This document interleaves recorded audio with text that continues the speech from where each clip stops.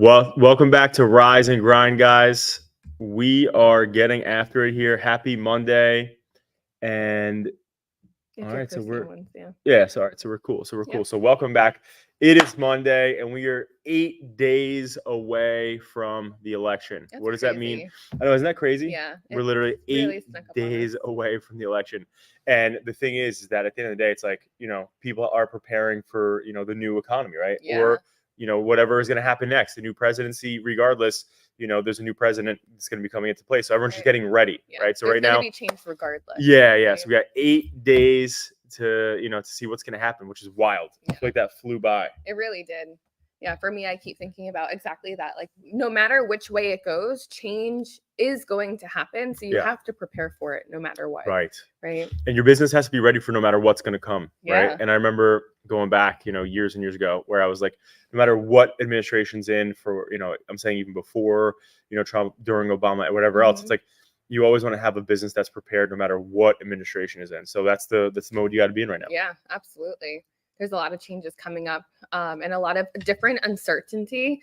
In January, TikTok could potentially be banned. I right know. now, Well, apparently it's heavily a thing. It's heavily something they're trying to push because of them not wanting the government in China to have Yeah. access to what we're doing. Right. So they have until January 18th, I think it is, 16th or 18th, to sell to a US company, or And app which stores are going to ban. Which, by the way, Mr. Wonderful Kevin O'Leary is trying to buy it. Really? Yeah.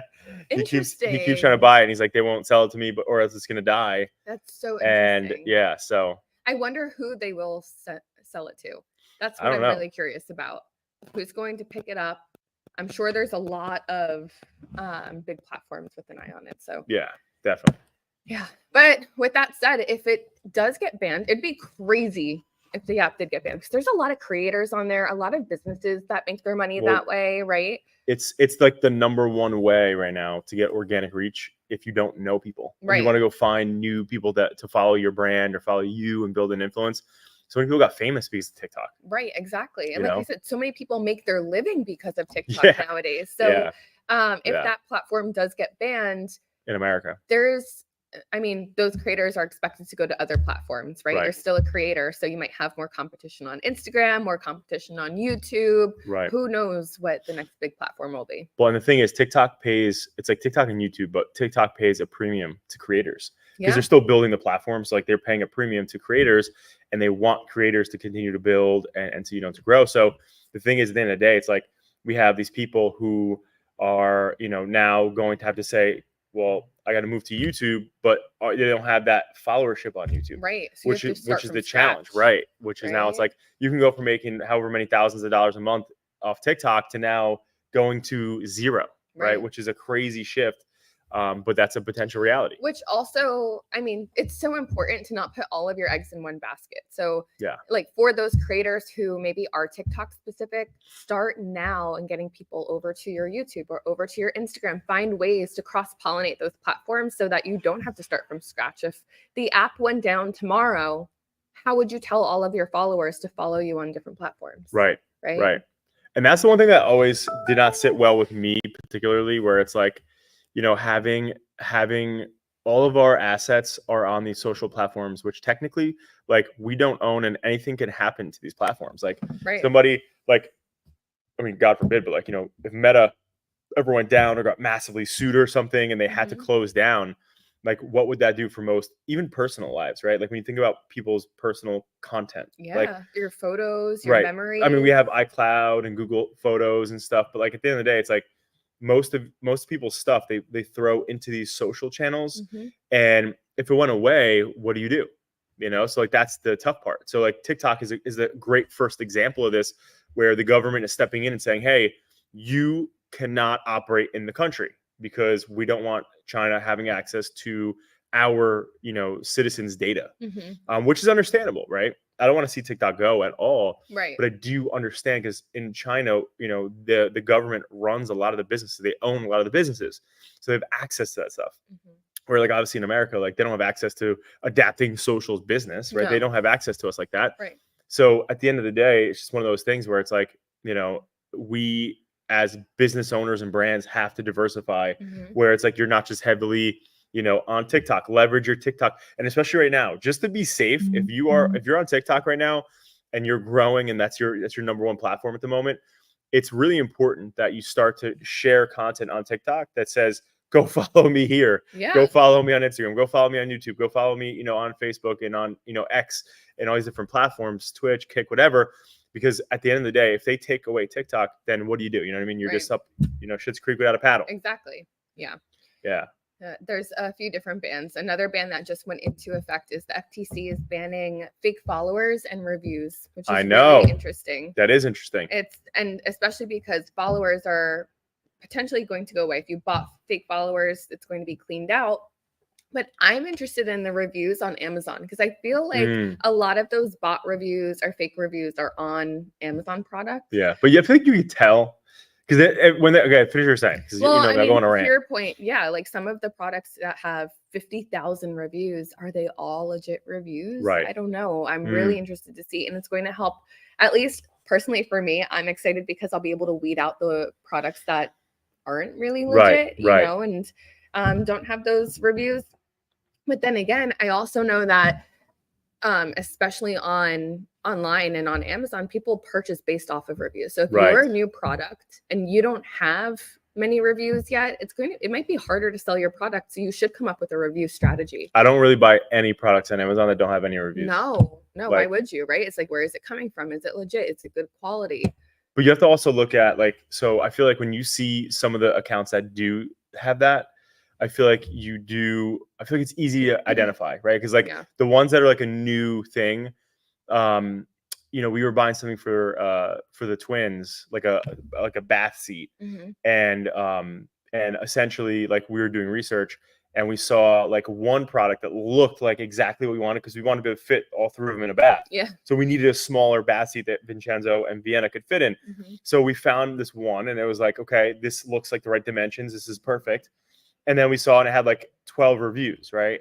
And so when you see 12 reviews, it's like, okay, and then you start looking through them and it's like, it doesn't seem as impressive. Right. I don't want to buy anything that doesn't have at least 50 reviews. I don't know why. That's my miles, my marker. I'm like, if it has over 50 reviews, it seems legit. Yeah. But when it's not, when it only has a few reviews, because the one thing that Amazon does well, which is why you don't see thousands and thousands I don't think there's thousands and thousands of fake ones, because that has to be a verified purchase. You have to buy the product and then you can write a review. You can't just write a random review on Google as an example. Right. So it's most people won't do that, but it does make me think about I forget her damn name, the one who made the stockings or the leggings, not leggings, Lily May? No. I'm like, that was 10 years ago. No. I'm saying the famous lady who made the first ever for girls garment. I don't know what the hell it's called. Oh, Spanx. Spanx, yes. Yeah. So, but what she did though was incredible because and some people can look at it it was actually unethical.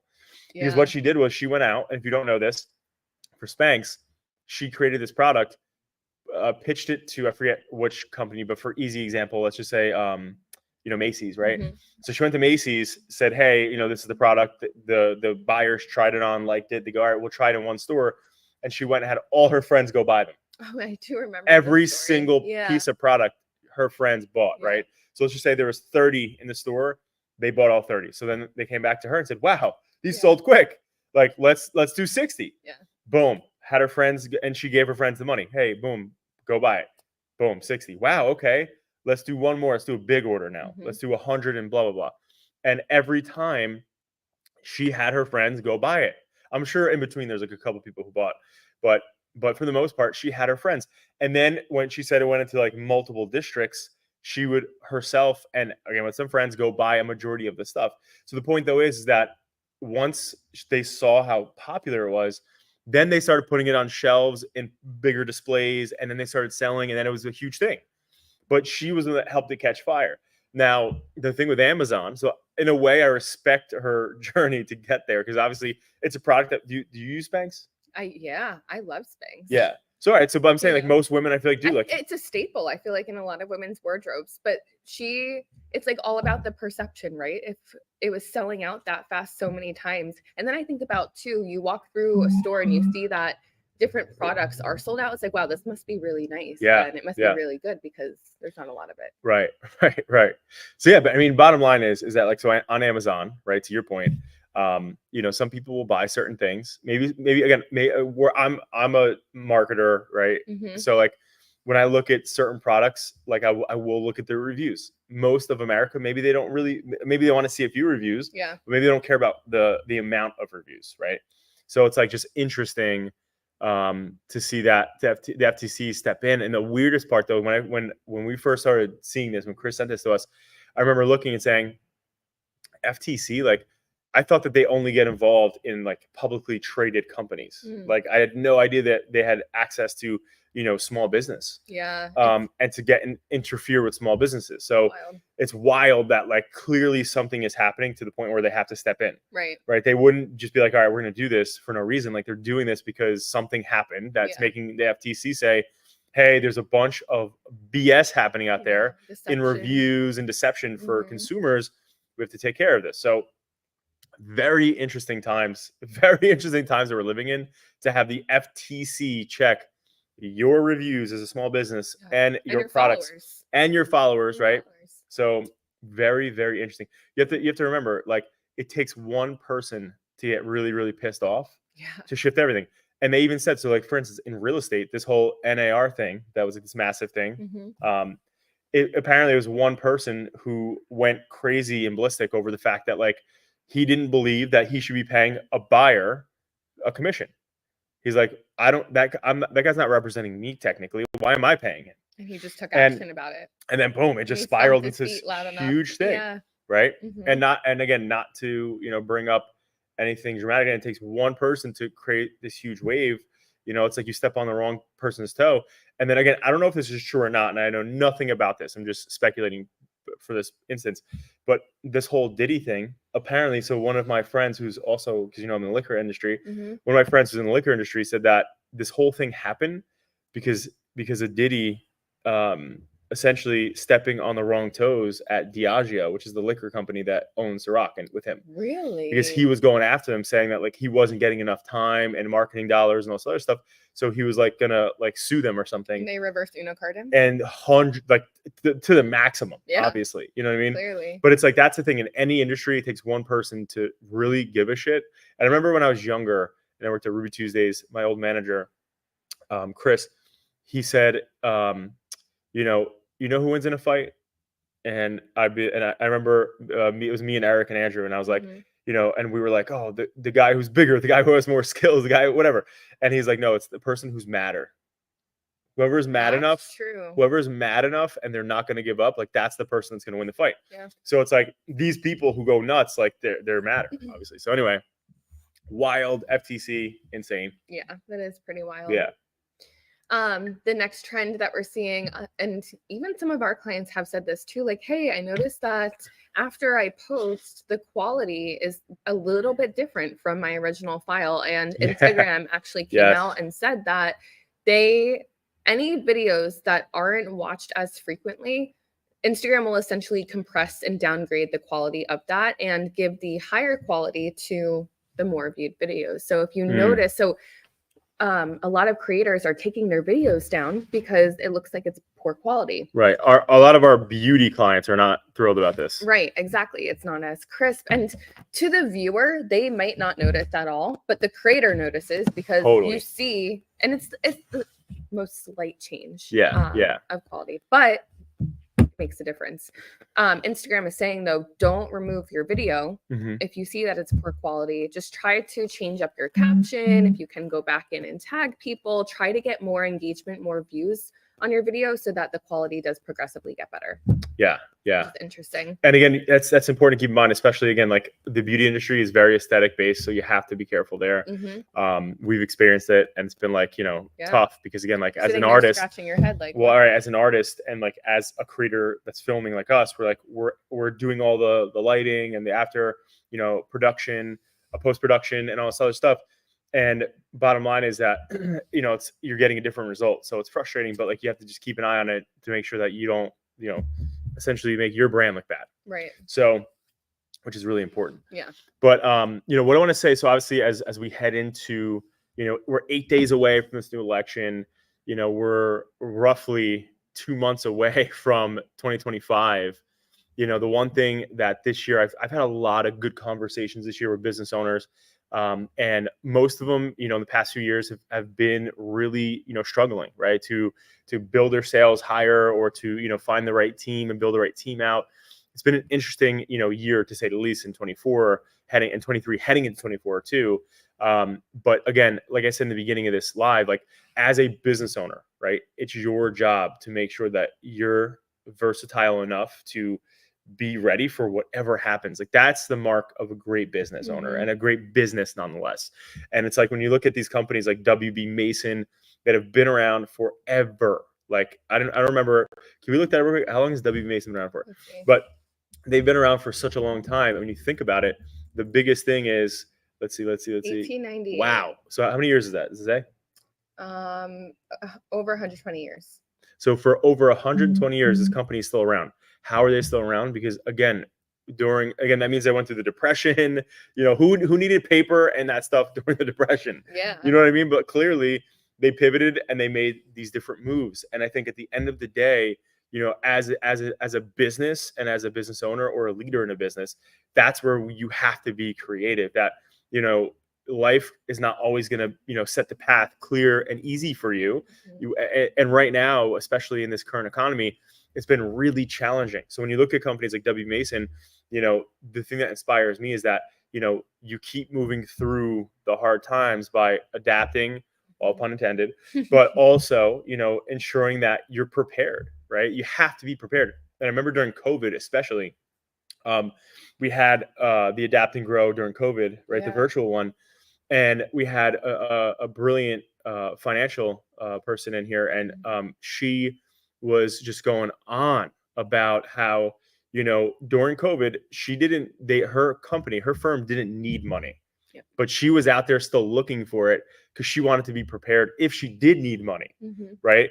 And people don't think that way, right? And they think like, oh, I don't need it, so I'm not worried about it, until all of a sudden you're in a position where, holy crap, and then you have no money, and you don't just get money tomorrow. And also it's a process. So, and it's not just about money, but it's also preparing different acquisition strategies to get more business in, and, if you needed money, where would you get it? And, whatever. So it's like all these different levels of preparation, start to prepare for, because again, we don't know what the new year is going to bring, and you got to be ready. Yeah. Right. You got to be prepared. So, we'll leave off on that. So guys, happy Monday. I hope you guys have a productive week. Always keep in mind, if you're ready for the week, that's the one thing I've been saying this since like 2018 or whatever, or 2017. But it's like, again, like if you coming to the week on Monday, knowing that you're going to be disappointed by stuff in your business and personally, you're going to have things not go the way you want them to go. But if you are prepared for it, it's going to happen, at least you're not going to be shocked by it. A lot of people have terrible weeks and they hate Mondays because they're like, oh, what's going to happen? Something's going to, oh my God, something's going to go wrong on Monday. But it's designed to, right? Business especially is designed to kick you where the sun don't shine. And you're supposed to get up and keep moving, right? So if it's coming, you can dodge a little bit, get out of the way. So happy Monday, guys. We'll see you back next week on Monday. Take care.